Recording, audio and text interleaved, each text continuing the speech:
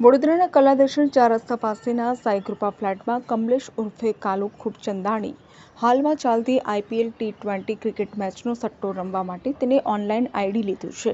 ID ઉપર તે પોતાના ગ્રાહકો પાસે મોબાઈલ ઉપર હાર-જીતનો સટ્ટો રમે છે અને રમાડે પણ છે।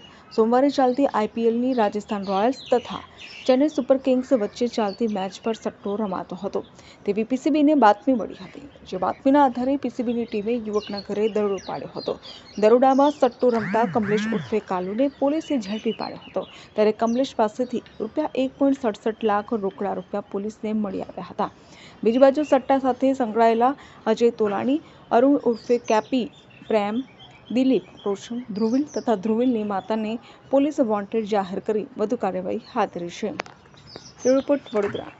સમાચારોના સતત અપડેટ મેળવવા માટે અમારી ચેનલને સબસ્ક્રાઇબ કરો અને જોડાયેલા રહો ફેસબુક, ઇન્સ્ટાગ્રામ અને ટ્વિટર પર।